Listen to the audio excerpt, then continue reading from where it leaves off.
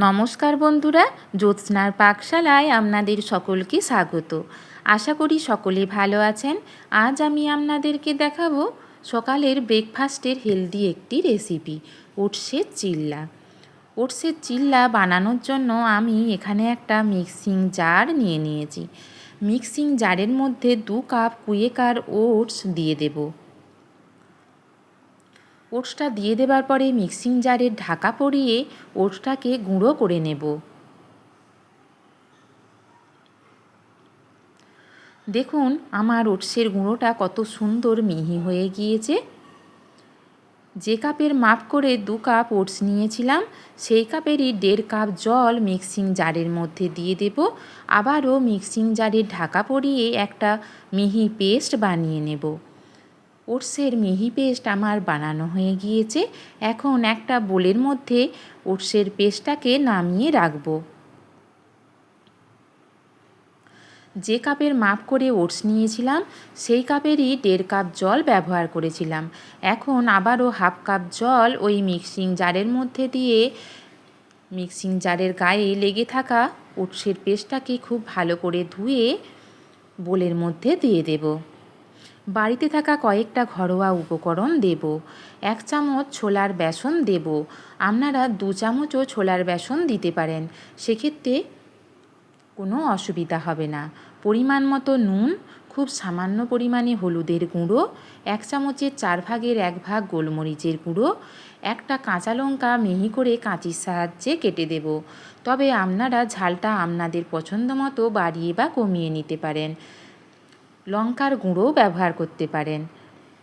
1 চামচ গাজর গ্রেট করে রেখেছিলাম, সেই গাজরটা দিয়ে দেব। 1 চামচ টমেটো কুচি, 1 চামচ বরবটি কুচি, 1 চামচ পেঁয়াজ কুচি, সব কিছুকে আমি খুব মিহি করে কুচিয়ে রেখেছিলাম। সব কিছু দিয়ে দেবার পরে একটা চামচের সাহায্যে সমস্ত উপকরণগুলিকে ওটসের সাথে খুব ভালো করে মিশিয়ে নেব। আপনারা আমার এই রেসিপি ফলো করে বাড়িতে অবশ্যই একবার সকালের ব্রেকফাস্টে ওটসের চিল্লা এইভাবে বানিয়ে খাবেন। এটা খুব সহজেই বানানো হয়ে যায়।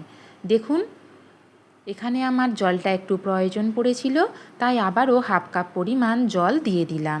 দিয়ে ওটসের ব্যাটারের সাথে খুব ভালো করে মিশিয়ে নিলাম।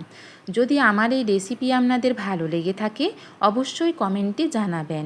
নতুন নতুন রেসিপি পেতে আমার চ্যানেলটি সাবস্ক্রাইব করার অনুরোধ জানালাম।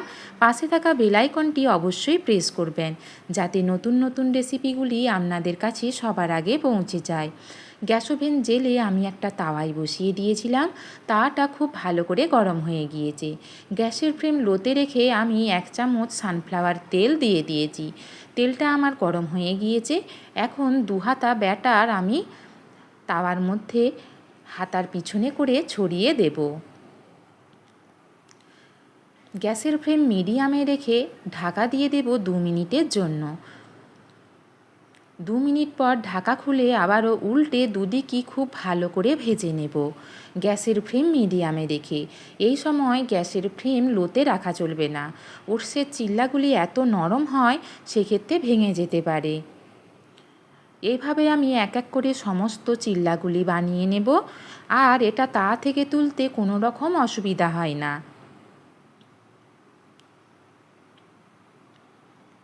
আমার ওটসের চিল্লা একদম তৈরি। আমি এক এক করে সমস্ত চিল্লাগুলি বানিয়ে প্লেটে সার্ভ করব। সকলে ভালো থাকবেন, সুস্থ থাকবেন। আমার এই রেসিপি দেখার জন্য আপনাদের সকলকে অসংখ্য ধন্যবাদ। আমি টমেটো সসের সাথে ওটসের চিল্লা সার্ভ করব।